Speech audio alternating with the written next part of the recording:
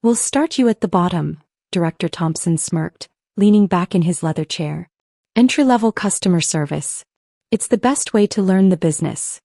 I sat across the mahogany conference table at Pinnacle Technologies, maintaining a polite smile as the board of directors discussed my potential employment. They had no idea they were sitting in what would soon be my building, discussing my future role in what would soon be my company.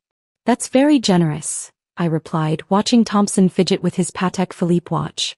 The same model I'd bought my assistant for her 5-year work anniversary at Nova Enterprises, my secretly owned tech empire. Now, Miss Harrison, Director Williams chimed in, her condescension barely masked. Your resume is interesting. A computer science degree from Stanford, some freelance coding work. She wrinkled her nose at my deliberately understated CV. If only they knew that the freelance coding work had led to creating the most advanced AI trading platform in the industry. That while they were busy looking down their noses at me, Nova Enterprises had been quietly acquiring their competitors, partners, and soon Pinnacle itself. We just want to ensure you understand the corporate world, Thompson continued. It's quite different from whatever it is you've been doing. Whatever I'd been doing included building a $20 billion tech company under a different name, but they didn't need to know that. Yet. Of course, I nodded. I'm eager to learn. Director Chin checked his phone, frowning. The market's been unpredictable lately. Nova Enterprises is causing havoc with their new trading platform. I suppressed a smile. Nova's platform, my platform, had been systematically outmaneuvering Pinnacle for months, setting up this very moment. Never heard of them, Thompson dismissed with a wave. Probably another flash-in-the-pan startup. My phone buzzed silently in my pocket. A message from my legal team. Final paperwork processed. Acquisition complete. Now then, Williams pulled out some forms. We'll start you at $45,000 annually, standard benefits package, 2 weeks vacation. The double doors swung open and my assistant Catherine walked in, perfectly timed as always. She was dressed impeccably in Chanel, worth more than the annual salary they were offering me.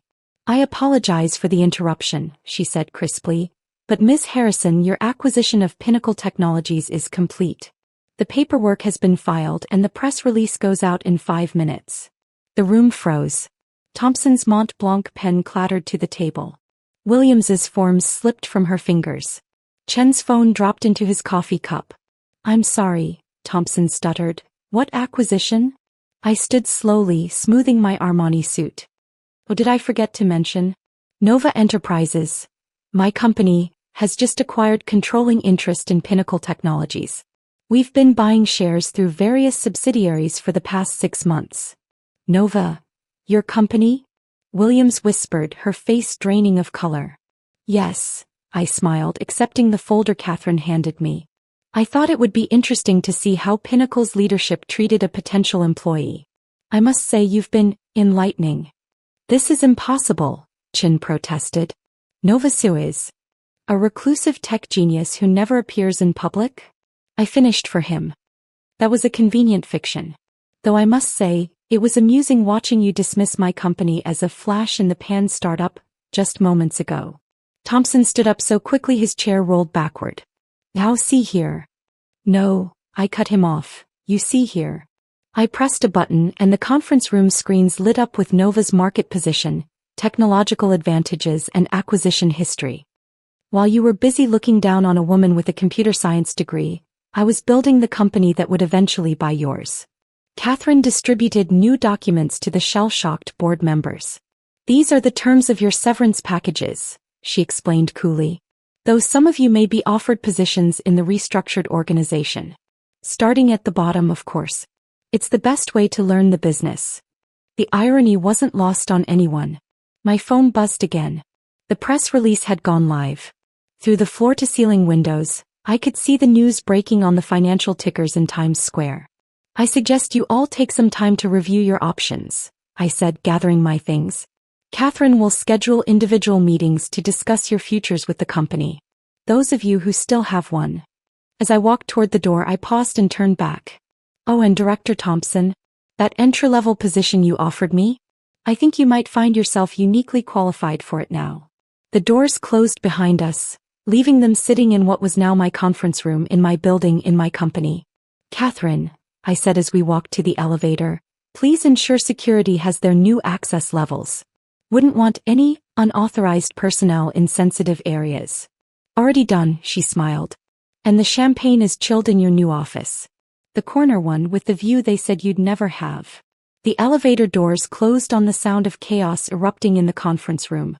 Sometimes the best way to handle condescension is to let them show their true colors before revealing who's really in charge.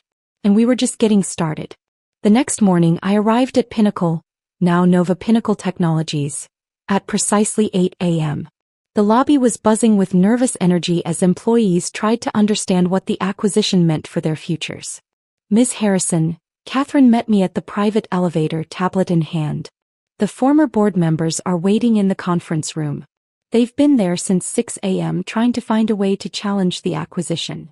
I smiled, thinking of them huddled around the table, desperately searching for a loophole that didn't exist. "Let them wait. I have something more important to handle first." We walked through the open plan office where yesterday's customer service representatives, the position they'd offered me, were starting their day. They looked up nervously as I passed, no doubt wondering if they'd still have jobs by sunset. "Everyone gather round please," I called out, stopping in the center of the floor. "I think it's time we had a chat about your futures." The employees slowly congregated, some still clutching their coffee cups like lifelines. In their eyes, I saw the same dismissal and condescension I'd faced yesterday, only now tinged with fear. "First," I began, "let me introduce myself properly. I'm Alexandra Harrison, founder and CEO of Nova Enterprises, and as of yesterday, your new chief executive." Murmurs rippled through the crowd. A young woman in the front, Sarah Chin, according to her badge, raised her hand tentatively. "Yes." I nodded to her. Are we all being fired?" I noticed her desk had a computer science textbook partially hidden under some files. The same textbook I'd used at Stanford. "Actually, Ms. Chin, I'm more interested in why a computer science major is working in basic customer service when your coding skills could be revolutionizing our AI systems." She blushed. "Director Thompson said I needed to learn the basics first." "Of course he did," I said dryly. "Catherine, please show Ms. Chin to the development team's floor. I think she'll find the work there more appropriate to her skills." As Catherine led the stunned young woman away, I turned back to the crowd. "Let me be clear. Under Nova's leadership, positions will be based on merit, not prejudice. Skills, not connections. Innovation, not tradition." My phone buzzed. A message from security. The board members were getting restless. "Those of you who've been held back, overlooked, or underestimated, your time has come. Those who've been coasting on privilege and politics." I glanced toward the conference room. Well, they're about to experience what starting at the bottom really means. The elevator dinged and my technical team arrived, rolling in carts of new equipment. "Everyone will be receiving updated workstations," I announced. "The technology you've been using is, let's say, several generations behind Nova's standards. Training begins this afternoon." Another buzz from my phone. Director Thompson was apparently demanding to see me. How quickly the mighty fall. "One more thing," I added, picking up a customer service headset from a nearby desk. "Today I'll be working alongside you. Let's see what we can learn about the business from the bottom up." The symbolism wasn't lost on anyone. Whispers of "she's actually going to take calls" spread through the crowd. "Catherine," I called, "please inform the board that I'm busy learning the basics of the business. They're welcome to join me on the phones if they'd like to demonstrate their commitment to starting at the entry level." For the next hour, I handled customer calls alongside the team, demonstrating Nova's advanced customer service AI system that would soon make their jobs easier. The energy in the room transformed from fear to excitement as they glimpsed the future I was bringing. "Ms. Harrison," Catherine approached during a brief break. "Director Thompson is insisting." "Is he now?" I checked my watch. "Well, I suppose we've kept them waiting long enough. Time to show them what starting at the bottom really looks like." As I walked toward the conference room, I caught my reflection in the glass walls. I didn't look like someone who needed to learn the basics. I looked like someone who was about to teach a masterclass in corporate karma. The board members were about to learn that sometimes the bottom isn't where you start. Sometimes it's where you end up. And their descent was just beginning. The conference room doors swung open and I walked in to find the former board members exactly where I'd left them, though considerably more disheveled after their all-night strategy session. Finally, Thompson exploded, his tie askew. Do you have any idea who we are? Former directors of a now subsidiary company, I replied calmly, taking my seat at the head of the table. Though your current status is pending review. Catherine distributed new documents, their performance evaluations from the past 5 years. The data painted an interesting picture. Declining innovation, stagnant growth, and a corporate culture that had driven away top talent. This is absurd, Williams sputtered, flipping through the pages. You can't possibly judge your performance? I interrupted. Actually, I can. And I have. Nova's AI analytics platform has been monitoring Pinnacle's operations for months. Would you like to see what it found? I pressed a button and the screens filled with data. Emails showing discriminatory hiring practices, financial reports revealing systematic suppression of innovative ideas, and records of qualified candidates being relegated to entry-level positions based on gender, age, or background.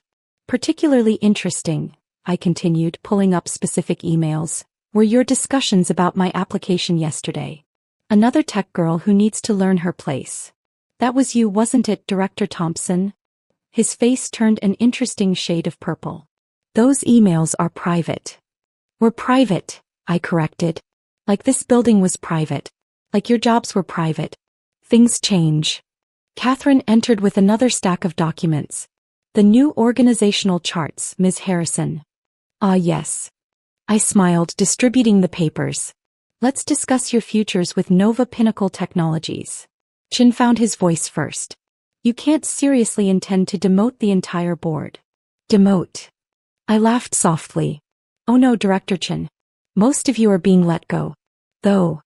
I paused, enjoying the moment. We do have some entry-level positions available. After all, it's the best way to learn the business, isn't it? The irony hung heavy in the air. Thompson, I turned to face him directly, you'll be pleased to know that there's an opening in customer service. Starting salary $45,000, standard benefits package, 2 weeks vacation. Sound familiar? This is outrageous, he sputtered. I have 20 years of experience. And now you'll have the opportunity to gain some actual wisdom to go with it. Although, I checked my notes, given your documented history of discriminatory behavior, I'm not sure you're qualified even for that position. Williams tried a different approach. Surely we can come to some arrangement. Your technology combined with our experience. My technology, I cut her off, has already replaced most of your outdated systems. As for your experience, I gestured to the performance data still displayed on the screens. I'm not sure that's the selling point you think it is. My phone buzzed. A message from the development team.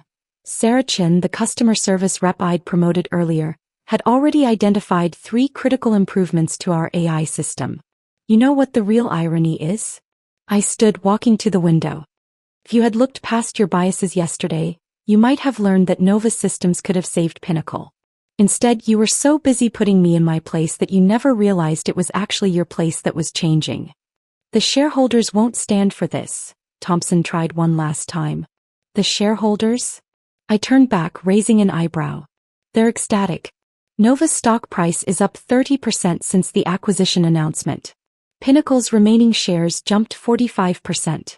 Turns out the market appreciates competence over hubris. Catherine appeared at the door. Ms. Harrison, the press is here for your announcement. Ah yes, I smiled. Time to introduce the new face of Nova Pinnacle Technologies. Though, I looked around the table, you might want to skip this part. It could be uncomfortable watching your replacement announce your obsolescence. As they filed out shells of their former arrogant selves, I stopped Thompson at the door.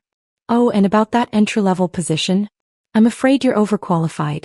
We're looking for people with potential, not. I glanced at his rumpled suit, expired privilege.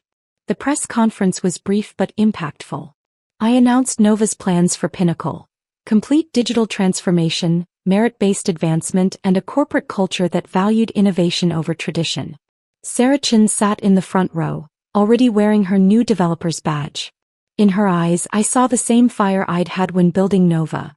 The determination to prove that talent doesn't need to start at the bottom when it's already aimed at the top.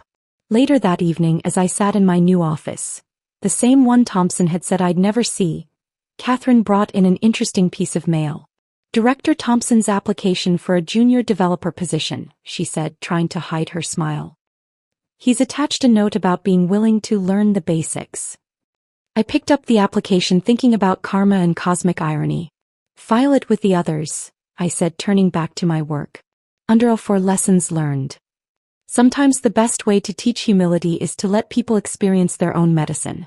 And sometimes the corner office isn't given to you, it's earned by proving everyone wrong. 1 year later, I stood in the same conference room, now addressing a very different board of directors. Sarah Chin, now our head of AI development, was presenting her latest innovation, a system that had revolutionized the entire industry. Thompson occasionally sent emails, still applying for positions, each one more desperate than the last. Williams had started a small consulting firm, though no one was interested in advice from someone who'd missed seeing Nova's potential. Chin had retired quietly to Florida, probably still trying to understand how he'd misjudged the situation so completely. The company's value had tripled. Our corporate culture had become a case study in modern leadership. And that entry-level position they'd offered me? We'd turned it into a fast-track program for overlooked tech talents, proving that sometimes the best way up isn't starting at the bottom, it's recognizing potential wherever you find it. Ms. Harrison, Catherine interrupted my thoughts. Your next appointment is here. Another tech startup looking for guidance. I smiled, remembering my own journey. Send them in. Let's see if they have what it takes to build something extraordinary. After all, the best revenge isn't just success. It's using that success to ensure no one else has to prove themselves to people too blind to see potential. The crystal glasses clinked at Dad's retirement party as executives from Anderson Technologies celebrated their CEO's legendary leadership. I sat quietly at the back table, checking my encrypted phone while my sister Jennifer worked the room in her CFO power suit. My latest notification made me smile. Markets closing. Final purchase complete. And here's my younger daughter, Dad's voice boomed as he approached with board members. Still tinkering with that little software company. What do you call it again? Quantum Edge, I replied, watching the stock ticker on my phone climb higher. Jennifer swooped in, champagne in hand. At least she's persistent, Daddy. Not everyone can run a Fortune 500 company like us. My phone buzzed. Bloomberg requesting immediate comment on acquisition. Speaking of Fortune 500, I stood slowly, straightening my simple black dress. How's the Anderson Tech stock performing today? Up 2%, Jennifer bragged. My financial strategy. Check again, I suggested. The room's television screens, meant to display Dad's career highlights, suddenly switched to breaking news. The Bloomberg ticker told a different story. Breaking. Quantum Edge acquires Anderson Technologies in historic $47 billion deal. Dad's champagne glass froze halfway to his mouth. Jennifer's designer clutch hit the floor. That's impossible, she whispered. We'd know if someone was buying us out. Would you? I pulled out my tablet, displaying ownership records. Or were you too busy mocking my little software company to notice who was buying your shares? But you run a small startup, Dad stammered. I run the company that just revolutionized quantum computing, I corrected. While you were calling me persistent, I was becoming your largest shareholder. My phone lit up with another message. Executive transition team in position. Ladies and gentlemen, I addressed the stunned room, consider this Dad's real retirement party. And Jennifer. I smiled at my sister. You might want to update your resume. The new board has some concerns about your financial strategy. The room erupted in whispers as board members frantically checked their phones. Jennifer's perfectly manicured hands shook as she pulled up stock alerts. This is a joke, she insisted, her voice cracking. Some kind of glitch. Like the glitch when you rejected my partnership proposal last year?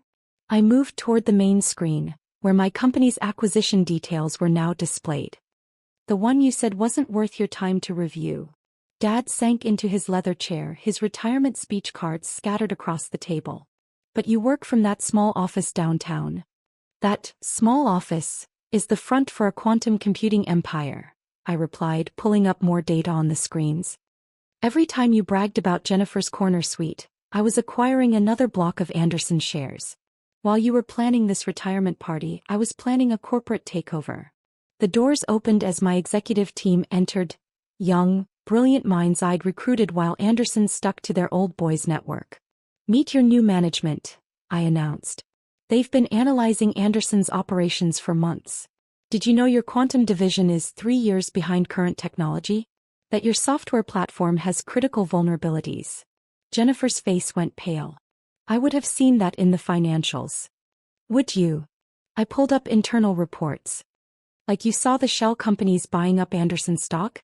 Or the quantum patents we filed while you dismissed us as that little tech startup? My phone buzzed again. SEC filing complete. Ownership transfer confirmed. Check your emails, I told the board members. You'll find detailed transition plans. Those who adapt can stay. Those who share my family's outdated perspectives might want to explore other opportunities. Dad finally found his voice. You can't just walk in and take my company. Your company? I smiled, displaying the ownership records. I've owned controlling interest for 6 months. Every decision you made, every promotion Jennifer celebrated, every policy you implemented, all had my silent approval. The caterers entered with fresh champagne, now bearing Quantum Edge logos. Time for the real celebration. By the way, I added, picking up a glass, that partnership proposal you rejected? It would have given you 30% of Quantum Edge. Today's value. I turned to Jennifer, the numbers expert. Care to calculate your mistake? She slumped in her chair as the math hit her. Billions. They had lost billions. My phone lit up with another Bloomberg alert. Quantum Edge CEO reveals revolutionary computing platform post-acquisition. Don't worry about your retirement, Dad, I said softly. Your shares are safe. But from now on they come with a different name on top. Mine. Sometimes success isn't measured in corner offices or retirement parties. Sometimes it's measured in the silence that falls when they finally realize who's really been in charge all along. The morning after the takeover, I sat in Dad's former office, now my secondary headquarters, watching the business world explode with the news. Every financial channel blazed with headlines. Quantum Edge, the stealth giant that revolutionized computing. Anderson Technologies' acquisition sends tech stocks soaring. Young CEO's brilliant deception. How she bought her family's company. My phone hadn't stopped buzzing since the announcement. 53 missed calls from Jennifer. 38 from Dad. Countless messages from executives who'd dismissed me at company parties over the years. My chief of operations, Sarah, entered with the morning briefing. The market's up 300 points on the news. And, she smirked, Jennifer's been in the lobby since 6 a.m. Says it's her birthright to be part of the transition team. How quickly birthright matters when the hierarchy shifts, I mused, signing the latest quantum patent applications. The security feed showed Jennifer pacing the lobby, her designer heels wearing a pattern in the marble floor. Her perfect corporate armor was cracking, hair slightly disheveled, makeup showing signs of a sleepless night. Ms. Chin, my assistant's voice crackled over the intercom, your parents are insisting on a meeting. They've brought the company bylaws. Those bylaws.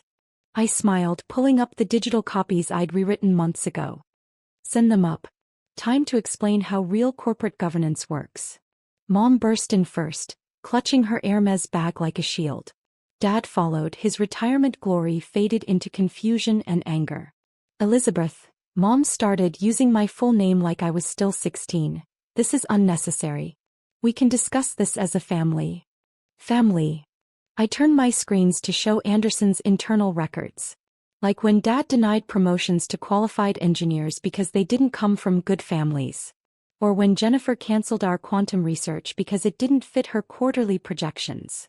That research was unproven, Jennifer snapped, having finally gained access to the executive floor. Unproven. I pulled up Quantum Edge's patent portfolio. While you were cutting our R&D budget, I was building this. Every innovation you rejected, we developed them independently. That small office downtown holds more computing power than all of Anderson's data centers combined. Dad stepped forward, businessman instincts kicking in. We can negotiate. Like you negotiated with my team when they proposed the merger last year? I played the recording of that meeting. His dismissive voice filled the room. Come back when you're running a real company, not a hobby. Jennifer's face went pale as she recognized her own laughter in the background. Well, I gestured to the empire around us. Is this real enough for you? My phone lit up with another alert. Quantum Edge Platform processes first government defense contract $12 billion deal confirmed. You let us think. Mom's voice trailed off. I let you think exactly what you wanted to think, I finished. It was easier than fighting your assumptions. Besides, I displayed our stock trajectory. Your underestimation made acquiring Anderson much more affordable. Jennifer sank into a visitor's chair, her CFO confidence shattered. All those board meetings, the strategy sessions, you knew everything we were planning. Every merger you blocked, every startup you dismissed, every innovative engineer you drove away, I confirmed. They all found a home at Quantum Edge. Turns out talent matters more than family connections. My phone buzzed. NASA partnership announcement ready for release. Now, I stood, smoothing my now designer dress. I have a company to run. 2 companies, actually. Sarah will show you out. I turned to Jennifer. Human Resources will contact you about your role in the new organization. If there is one. If, she sputtered. I'm the CFO. We're the CFO, I corrected. The board, my board now, has some concerns about your financial oversight. Specifically, how you missed a competitor acquiring controlling interest in your own company. As they left, shell-shocked and silent, I watched Anderson's old logo being replaced with Quantum Edge's branding on the building's facade. Your corner office is being converted to our quantum research lab, I added, watching Jennifer's face contort. Those city views you bragged about will inspire actual innovation now, not just social media posts. My phone lit up with another series of updates. Market cap reaches $200 billion post-merger. Tech analysts predict 500% growth potential. Former Anderson board members requesting emergency meetings. Dad found his voice again, years of corporate authority trying to reassert itself. The other shareholders won't stand for this. We have allies. Had allies, I corrected, pulling up the shareholder registry. Check the voting blocks. Every major institutional investor backed my takeover. Turns out quantum computing patents are more persuasive than country club memberships. Jennifer reached for the financial reports scattered across what used to be her father's desk. These projections, they're impossible. Our quantum division wasn't anywhere near this level. Your quantum division wasn't, I agreed. But Quantum Edge has been light years ahead for months. Remember that cute little prototype you rejected last spring? It's now powering the NSA's encryption protocols. The screens around us displayed real-time data from our quantum networks. Processing power that made Anderson's best systems look like pocket calculators. While you were holding leadership retreats at 5-star resorts, I continued, my team was revolutionizing computational physics. That small office downtown you mocked? It's the front for a quantum computing complex larger than Google's. Mom clutched her designer bag tighter, social instincts kicking in. We can present this as a merger of equals. Save face at the club. Save face. I laughed softly. Like you saved my face when you told the board I was just going through a tech phase? Or when Jennifer announced that real executives don't code. The security feeds showed more former Anderson executives arriving, their careers suddenly dependent on my decisions. Here's what happens next, I stated, pulling up the transition plan. Dad, your retirement package is safe. I'm not vindictive. But your board seats at other companies? Those need to be discussed. He slumped further, understanding the full scope of the power shift. Jennifer, I turned to my sister. You have 2 options. You can reapply for a position in our financial division. Starting at junior level, no shortcuts. Or you can take your golden parachute and explore opportunities elsewhere. Though, I checked my phone, your reputation as the CFO who missed a hostile takeover might make job hunting challenging. Junior level? She whispered, horror crossing her perfectly made-up face. I have an MBA from where Dad sits on the board, yes, I cut in. But Quantum Edge promotes based on merit, not memberships. My phone buzzed again. Pentagon requesting quantum computing demonstration. Joint Chiefs standing by. Now, I stood gesturing to the door. I have a defense contract to secure. Sarah will handle your paperwork. When Jennifer, the executive parking space you love, is being converted to a quantum cooling station. You can use the public garage like everyone else. As they filed out, broken and bewildered, I called after them. The annual family dinner next week? It's now a board meeting. Black tie optional but coding skills required. The door closed on their stunned faces as I turned back to my empire. Two companies merged into one technological giant, built while they were too busy mocking my little startup to notice their own obsolescence. 1 month after the acquisition, I stood in Anderson's transformed headquarters, now the East Coast hub of Quantum Edge's global operations. The old oil paintings of past CEOs had been replaced with interactive quantum displays, each showing real-time computations that were reshaping the tech world. My phone buzzed with the morning updates. Stock hits new record, $3,750 per share. EU approves quantum network expansion. Jennifer Carter, 6th interview request this week. Dad, 3rd attempt to access executive floor. Sarah entered with the quarterly reports. The old Anderson board members are in the lobby again. They've brought their lawyers this time. Let them wait, I replied, watching our quantum systems process more data in a second than Anderson had in its entire history. They should get used to not being in charge. The security feed showed Jennifer pacing the public reception area, her designer wardrobe notably less pristine than a month ago. She'd been trying to schedule a meeting every day since the takeover, alternating between threats and pleas. Ms. Chin, my assistant's voice crackled, your father's on his way up. He used his old security codes. Codes that no longer work. I smiled, watching Dad's frustrated expression on the security camera as his elevator stopped at the lobby. Amazing how long it takes some people to accept change. The markets were opening and every screen showed Quantum Edge's dominance. Anderson's old stock ticker symbol had been absorbed, just like their company culture. Time for the all-hands meeting, I told Sarah. Let's show them what real innovation looks like. The main auditorium was packed, Anderson's old guard mixed with my quantum pioneers. The contrast was striking. Conservative suits versus brilliant minds in casual wear, all watching as I took the stage. 1 month ago, I began, many of you thought you knew what this company was. Some, I glanced at Jennifer in the back row, thought they knew who deserved to lead it. The screens showed our progress since the merger. Quantum power up 800%. Market value tripled. 147 patents filed. Global network 60% done. Today, I said, we start the next phase. The Anderson executives who mocked us will enjoy this. The screen shifted to our new project. Jennifer gasped. That prototype she rejected last year? It just killed traditional computing. Dad stood up. You can't erase decades of. Actually, we can, I cut in. Check your phones. Gasp spread. Every device now ran on Quantum Edge OS. While you chased titles, we rebuilt the digital world, I said. That small office downtown, it was a revolution waiting. Breaking news flashed.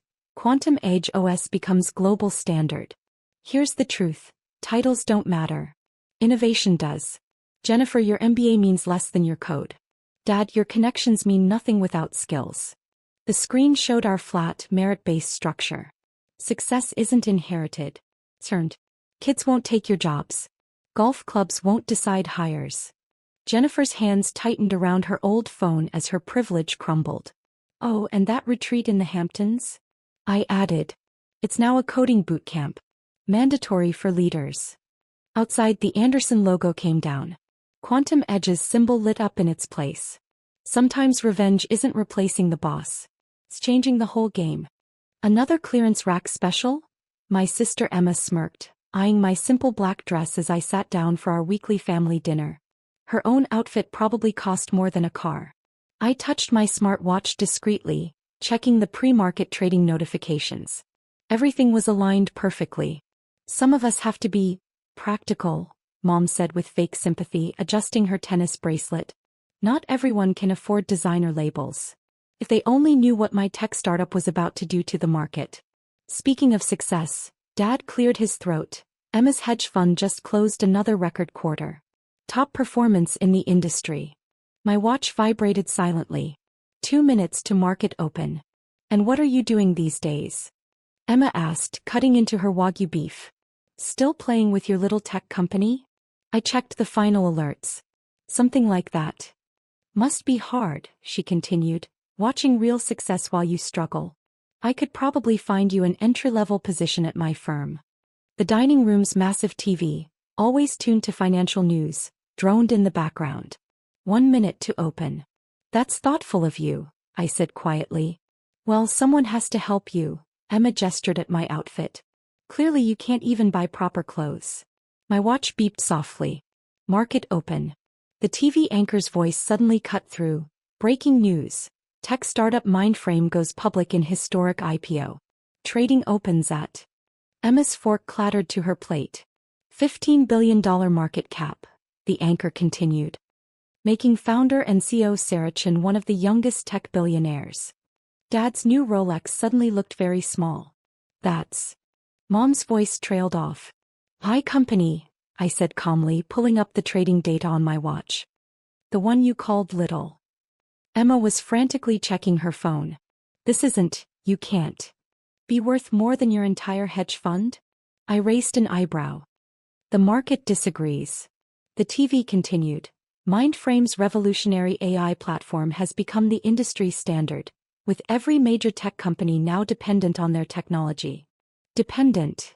Dad whispered. Including Emma's firm, I nodded. Those record quarters you're so proud of?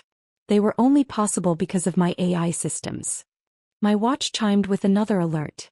I glanced at the update. Interesting, I murmured. We just added another billion in market cap. Seems the market likes what we built. Built. Emma's voice cracked. While you were wearing clearance rack clothes? Success isn't about what you wear, I said, standing. It's about what you create. My phone buzzed. Excuse me, I said, checking the message. The board needs me for the opening bell ceremony. Board. Mom clutched her pearls. Of a $15 billion company. 16 now, actually, I corrected, watching the numbers climb. The market's been open for 5 minutes. Emma stared at her designer outfit, then at my simple dress. All this time. While you were mocking my clothes? I smiled slightly. I was building something bigger than your entire concept of success. Dad found his voice. But you never said.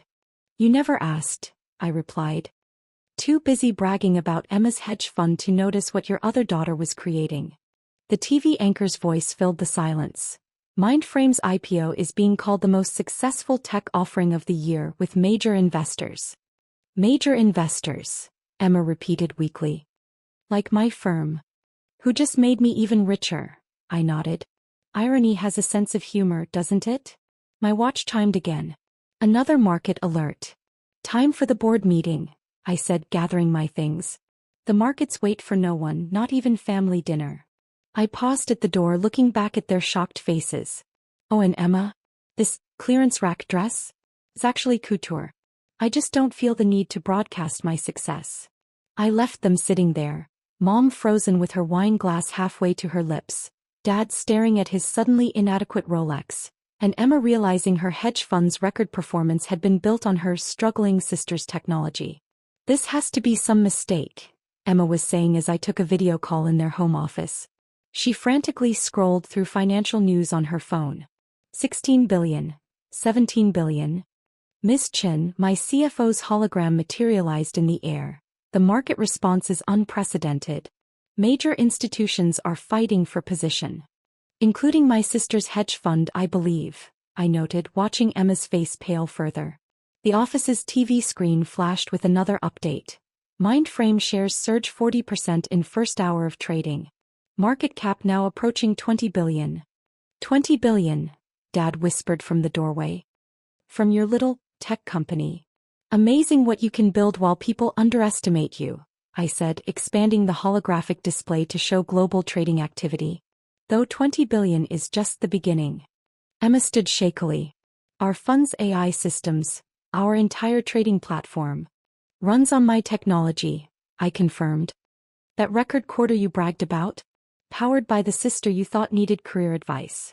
My watch chimed with another market alert. The hologram updated automatically. Another 3 billion in market cap, my CFO reported. The institutional buyers are calling it revolutionary. Mom appeared behind Dad, still clutching her wine glass. 3 billion, just like that? Just like that, I nodded. The market rewards innovation, not designer labels. The financial news kept streaming. Mindframe CEO Sarah Chin joins exclusive club of self-made tech billionaires. Sources say personal net worth now exceeds 14 billion. 14 billion? Emma's voice cracked. While wearing off-the-rack clothes. Success isn't about appearance, I said, approving another series of trades. It's about substance. Something your hedge fund might want to learn about. Dad stepped into the office, his eyes fixed on the trading data. All this time, while we were mocking my lifestyle choices, I raised an eyebrow. I was building something that just made your investment portfolio look like pocket change. My phone buzzed with urgent messages. The hologram shifted to show global market reactions. Asian markets are preparing for our debut, my CFO reported. Expectations are unprecedented. Emma sank into a chair, her designer outfit suddenly looking like a costume. Our firm's entire strategy, our performance, was built on my AI, I completed her thought.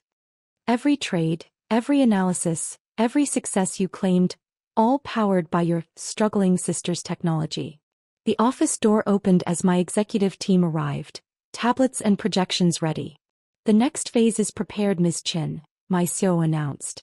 Shall we proceed with global expansion? Mom's wine glass trembled. Global. Mindframe's technology is already global, I explained, pulling up a world map dotted with our installations. While you were counting designer labels, I was counting data centers. Emma was still staring at the market data. 23 billion now. 24. The day's still young, I said, reviewing expansion plans.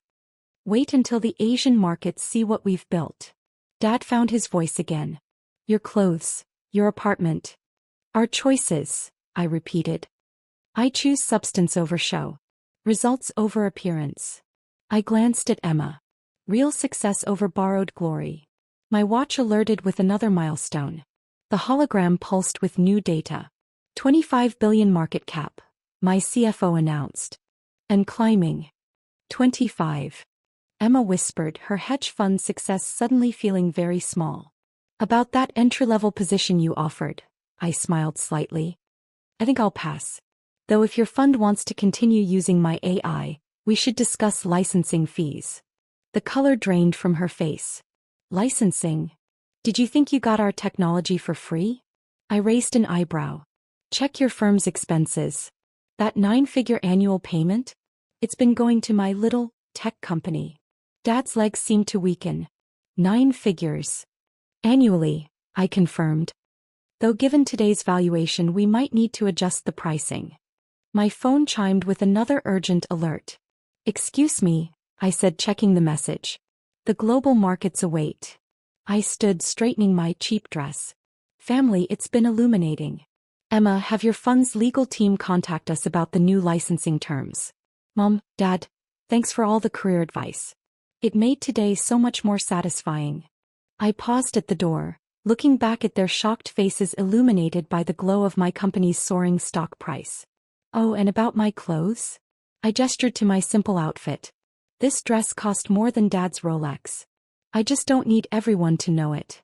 As I left, I heard Emma's voice, small and uncertain. Our whole fund, running on her technology. The office's multiple screens continued displaying my company's unstoppable ascent. Each update made Emma sink further into her chair. Your hedge fund's morning trades, I noted, glancing at a secondary display, just earned my company another 8 million in licensing fees. 8 million. Dad's voice was faint. Before lunch. Your sister's firm is one of our smaller clients, I explained, pulling up the global client list. The major investment banks pay considerably more. Emma's head snapped up. Smaller clients? We're one of the top funds in a very small pond, I completed her thought. While you were bragging about millions, I was building systems that move billions. My CFO's hologram updated with fresh data. Ms. Chin, Warren Buffett's office is requesting a meeting. And Goldman Sachs wants to increase their AI deployment. Mom grabbed the doorframe for support. Warren Buffett? One of many interested parties, I said, scanning the requests. Though I prefer meeting with actual innovators rather than just investors. The TV anchor's voice cut through again. Mindframe's revolutionary AI has been quietly powering the global financial system. Sources say even central banks are dependent on their technology. Central banks? Emma whispered. Among others, I nodded. That little tech company you dismissed? It's the backbone of modern finance. Dad was staring at his investment portfolio app. Pi returns this year were generated by my AI, I confirmed. Every trade, every analysis, every profit, all powered by the daughter you thought needed financial advice. My watch buzzed with another milestone alert. The holographic displays pulsed with new numbers. 30 billion market cap, my CFO reported. The fastest ascent in market history. Emma's designer purse slipped from her lap. 30 billion, in 2 hours? The market is finally seeing what I built, I said, reviewing more expansion plans. While you were accumulating status symbols, I was accumulating something more valuable, real innovation. The office door opened again as my quantum computing team arrived. The next generation AI is ready for deployment, my chief scientist announced. Mom's eyes widened. Next generation? But this one is already. Just the beginning, I cut in. Today's success is built on last year's technology. Wait until they see what we've really created. Emma was frantically texting her firm's executives. Our entire trading strategy, our future plans, all depend on my technology, I finished. Which reminds me, your fund's license is up for renewal next month. Given today's valuation, expect a significant price adjustment. The color hadn't returned to her face. Price adjustment? Success isn't cheap, I smiled slightly. Though I'm sure your record quarters can handle it. My phone lit up with another urgent alert. The hologram shifted to show global market reactions. The European exchanges are opening early for us, my CFO reported. Unprecedented in market history. Europe's waiting? Dad breathed. The whole world is waiting, I corrected him. While you were focused on Emma's local success, I was building global revolution. The quantum team began setting up their equipment, transforming the office into a command center. Emma watched as her world of traditional finance was dwarfed by real innovation. All those times, she said quietly, when you wouldn't join our investment discussions. I was busy inventing the future of investment, I nodded. Rather than just following old models. My watch chimed again. Another market surge. 35 billion, my CFO announced. Still climbing. The next morning my AI assistant reported, Ms. Chen, your sister has been at her fund's office since 4 a.m., studying Mindframe's technology documentation. I pulled up the surveillance feed, watching Emma hunched over displays showing my company's AI architecture. Her designer suit was wrinkled, her perfectly styled hair disheveled from hours of actual learning. Your mother has left 42 messages, the AI continued. And your father's investment manager is desperately requesting access to our advanced trading modules. Predictable, I murmured, watching our stock continue its historic rise. Now that they realize whose technology actually drives their success. The holographic display showed Emma attempting to understand our AI systems. Main screen, I commanded. The scene expanded. Emma, exhausted but focused, working through technical documentation that made her hedge fund experience look like child's play. Her face showed frustration, awe, and something new, genuine respect. Your parents are in the lobby, my AI reported. I surveyed my command center, where hundreds of engineers worked on technology that made traditional finance obsolete. Send them up. Time to complete their education. They entered moments later, stopping short at the sight of endless screens showing global financial data, AI systems processing trillions in real-time transactions. Sarah, Mom started, then fell silent as she saw the scale of my operation. Different from Emma's trading floor, isn't it? I asked, watching our market cap tick past 40 billion. Dad stared at the glowing screens. All this time while we were praising Emma's small wins? I cut in. I built the system that made them possible. My phone buzzed. The screens shifted. Another quantum leap, I said. Our AI just went beyond what old systems can understand. Quantum, Mom whispered. This is the future of finance, I explained. Emma traded yesterday. I built tomorrow. The displays showed Emma still struggling with basics. She's persistent, I admitted. But she's far behind. Dad stepped closer. Sarah, about how we treated you. It showed me what mattered to you, I said. Looks over skill. Noise over substance. My AI spoke. The global summit is ready for your keynote. I stood. Family, watch closely. This is what real innovation looks like. The screens shifted into a worldwide broadcast. Leaders appeared in sharp holograms. Welcome, I began, to the future of finance. A future built on transformation, not imitation. Emma appeared exhausted. This is beyond us. I sat quietly at the family dinner table, brush strokes of marinara untouched on my plate while my sister Jennifer detailed her latest corporate promotion. Senior VP of Marketing, she announced, smoothing her designer blazer. The youngest in company history. Dad beamed, the same proud smile he'd worn at her MBA graduation. That's my girl. Following the family tradition of real business success. I glanced at my paint-stained fingers, evidence of another 14-hour day in my hobby garage, as they called it. The international wire transfer from my latest collection sale still burned in my pocket. More money than Jennifer's annual salary, not that they'd believe it. And Sarah. Mom turned to me with that familiar mix of pity and disappointment. Phil, pursuing your art? The way she said art made it sound like a disease. Actually, I started, but Jennifer cut in. Mom, don't encourage her. She's almost 30. Time to join the real world, sis. My company's always hiring in the mailroom. Dad chuckled. At least the mailroom has benefits. Better than selling paintings to your friends. If only they knew my friends included royalty and tech billionaires. That my latest piece sold for more than his annual business revenue. Speaking of business, Dad continued, the building owner's raising rent again. 30 years I've run my company there, and now some fancy international art corporations buying up the whole block. I took a slow sip of water, hiding my smile. The acquisition papers had been finalized that morning. Winter's Global Gallery, I think they're called, he grumbled. Probably some snobbish New York outfit.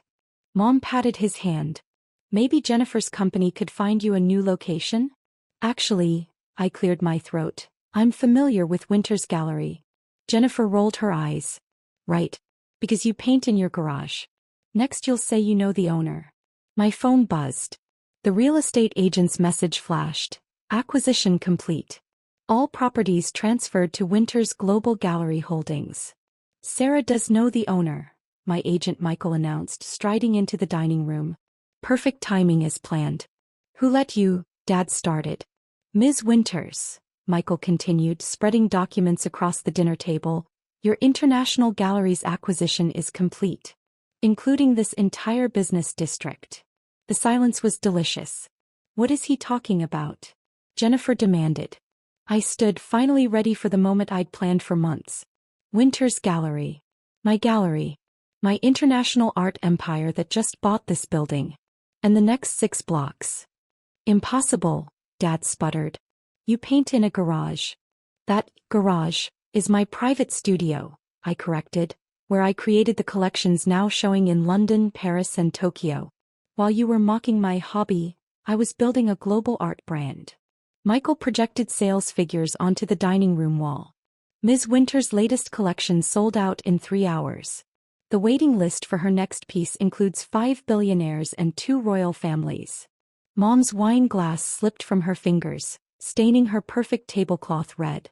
Your new lease terms will arrive tomorrow, I told Dad, watching his face pale. Don't worry, I'm not evicting you. Consider it a daughter's gift, remembering all those times you said I'd never succeed. Jennifer's designer blazer suddenly looked cheap compared to my casually paint-stained silk blouse that cost more than her monthly mortgage. But you never said anything, Mom whispered. About what? My galleries in 8 countries? My waiting list of collectors? The pieces selling for millions? Would you have believed me between critiques of my wasted potential? The silence tasted better than any meal served at this table. Now if you'll excuse me, I gathered my things. I have a video call with the Dubai royal family. They're commissioning a piece for their new museum. You know, just another garage painting. As I reached the door, Jennifer called out, "Wait, maybe we could collaborate. My marketing expertise." "Your expertise?" I turned back. "The same expertise that called my work childish doodles last Christmas? That expertise." My phone lit up with another notification. "Winter's Gallery Tokyo opening sold out. Your father and I just wanted security for you," Mom tried, dabbing at the wine stain. "Security?" I laughed. "Check the Forbes article from last month. Art World's rising star sets global sales records. That's secure enough." Michael handed me another document. "The London Gallery's final numbers, Ms. Winters. They're requesting double the inventory for next month." Dad stared at the figures, his business calculator forgotten. Numbers that made his annual revenue look like pocket change. "All those lectures about real business," I mused, "and you never once asked to see my work. Never visited a single show. Never wondered why I spent 18 hours a day in that garage." The street outside gleamed with rain, my driver waiting patiently beside the Bentley.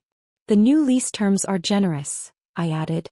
"Consider it a reminder that art isn't just pretty pictures. Sometimes it's an empire built while no one was watching." The morning after the dinner revelation, I stood in my private gallery space, surrounded by canvases worth more than my family's combined net worth. The Wall Street Journal article framed on my wall said it all. Sarah Winters, the billion-dollar artist revolutionizing the art world. My phone hadn't stopped buzzing since dawn. "Dad, we need to discuss the lease terms." "Jennifer, let's do lunch. I have marketing ideas." "Mom, your father's very concerned about the building." "Uncle Peter, remember who bought your first paintbrush?" The final paperwork for the business district acquisition sat on my desk. 11 properties now under Winter's Gallery control. My father's lease was just one small detail in an empire he'd never bothered to notice. "Ms. Winters," my assistant called through the intercom, "your family's in the lobby." "All of them." I glanced at the security feed. Dad clutching his business records, Mom in her charity board outfit, Jennifer with a marketing presentation tucked under her arm. Even Uncle Peter had shown up, probably remembering the $100 he'd given me for art supplies in high school. "Send them up," I said, arranging my latest collection pieces. Time to show them exactly what they'd dismissed.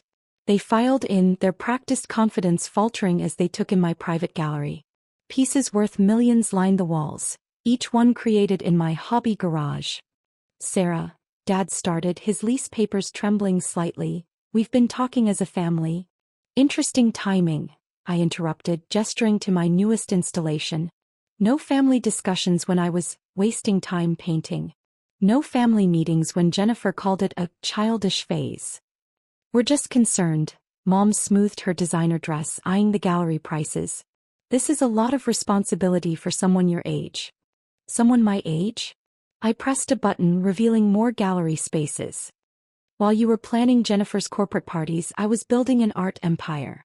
When you were mocking my garage paintings, I was signing international contracts." Jennifer stepped forward, presentation ready. "My marketing team could help." "Your team?" I laughed, displaying my global sales figures. "The same team that said art wasn't a real career? I have the top art consultants in New York now. Amazing what billions in sales attracts." "But family should manage family business," Dad insisted. "Like you managed to discourage every creative decision I made?" I projected my gallery network across the walls. Winters Global has its own management team. Professional executives who didn't spend last Thanksgiving calling me a dreamer. Uncle Peter cleared his throat. "About that paintbrush set I bought you. The $100 starter set?" I walked over to my latest piece. "This single painting sold for more than your house. Before or after you told everyone I was throwing my life away on art." The Financial Times headline flashed on my screens. "Winter's Gallery Expansion Transforms Global Art Market." "Here's what happens now," I stated, watching their expressions shift. The condescension stops. The business advice ends.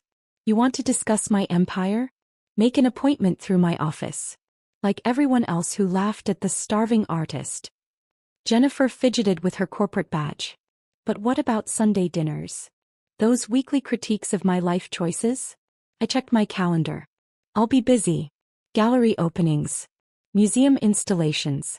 You know, all those wasteful activities you said would leave me broke. My phone lit up. Royal Collection requests private Winters commission budget unlimited. Your father's business. Mom started. We'll have fair market rent, I finished. More generous than the corporate rates my company usually charges.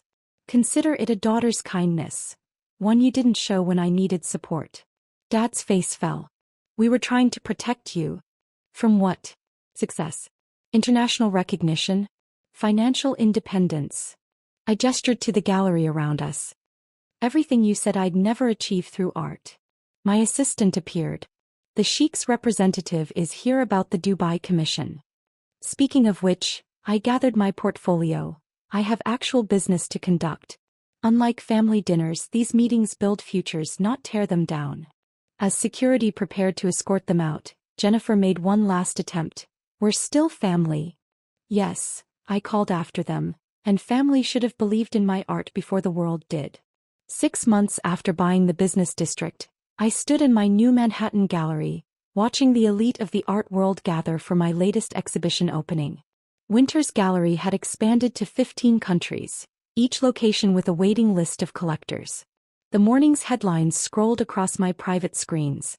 Winters Art Empire acquires historic European galleries. Modern Arts Queen, how Sarah Winters changed the game. Forbes, youngest self-made art mogul expands global reach. My assistant's voice came through. Your sister's in the reception area again. 3rd time this week.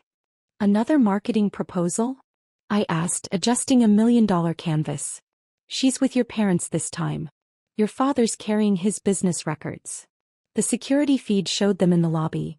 Dad clutching his lease documents, Mom in her gallery opening best, Jennifer with a thick portfolio labeled Art World Marketing Strategies. The same desperate attempts they'd been making since realizing the scope of my success. Ms. Winters, my curator entered with fresh reports. The Louvre is requesting a permanent installation. And the Chinese government wants to discuss a national museum partnership. The same hobby they'd mocked was now reshaping the global art scene. Amazing what you can build while people are busy doubting you. Your mother's been calling Art Society donors, my PR director added. Trying to arrange a family legacy feature in Art World magazine. I smiled, remembering last year's family intervention about my wasteful art career. Now they wanted to claim credit for my vision. The elevator chimed. They'd somehow talked their way up again. Sarah, Dad started, fumbling with his papers. I've been reviewing the business district development plans. Like you reviewed my art school applications? I turned to a wall of my most expensive pieces. The ones you called a waste of money? Mom stepped forward, trying to look sophisticated among the elite collectors. Darling, we just want to be part of your amazing journey. Journey. I projected photos onto the gallery walls. Here's me alone in my garage, painting until dawn. Here's me studying techniques while you plan Jennifer's corporate parties. Here's me meeting gallery owners while you told everyone I was ruining my life. Where were you during that journey? Jennifer smoothed her designer suit. But we're here now. Family should be involved. Family. I turned on the live feeds from my galleries worldwide. These are my family now. Curators who understand art. Collectors who respect creativity. A global network that saw value when you saw waste. My phone lit up. British Royal Collections seeking exclusive Winters commission. Sarah, Dad tried again. You need experienced business guidance. Do I? I displayed my empire's growth charts. In 6 months, I've built what you couldn't imagine in 30 years. While you were planning my intervention, I was planning global domination. The afternoon sun caught the crystal chandeliers, scattering light across my latest masterpiece. A piece already sold for 8 figures.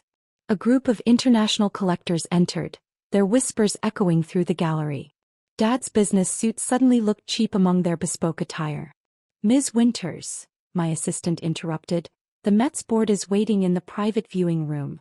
That's what real business looks like, I told my family. Not your suburban company, not Jennifer's corporate ladder, but changing how the world sees art. Mom clutched her handbag. We just wanted security for you. Security. I laughed. Check the Forbes billionaire list. That's secure enough for you. The collectors moved closer, admiring my work. Work my family had never bothered to understand. Your new lease terms are set, I added, watching Dad's face fall. Consider it generous, given how you treated my expensive hobby. My curator approached with acquisition papers for another historic gallery. Numbers that made Jennifer's salary look like pocket change. Now if you'll excuse me, I gathered my portfolio. I have a meeting with the Vatican. They're commissioning an altarpiece. You know, just another waste of time. The next morning, I walked through my private museum wing, my footsteps echoing against marble floors that cost more than my father's entire business. The morning light filtered through crystal skylights, illuminating pieces that had redefined modern art. My phone buzzed with the day's headlines. Winter's Gallery breaks global art sales record. From garage to global, the Sarah Winters story. Art world revolution. How one woman changed everything. The security feed showed familiar figures in the lobby, again. Dad in his increasingly worn business suit, Mom still trying to look like old money, Jennifer clutching another binder of marketing strategies. They're claiming family privileges, my head of security reported. Family. I mused, adjusting a canvas worth millions. Funny how that word only matters when there's money involved. My assistant appeared with fresh contracts. The Dubai Palace collection is complete. They're requesting an entire wing of Winter's originals. I remembered Dad's words at last year's Thanksgiving.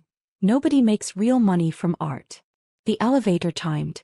They'd somehow made it up again, probably by dropping my name, the same name they used to mock.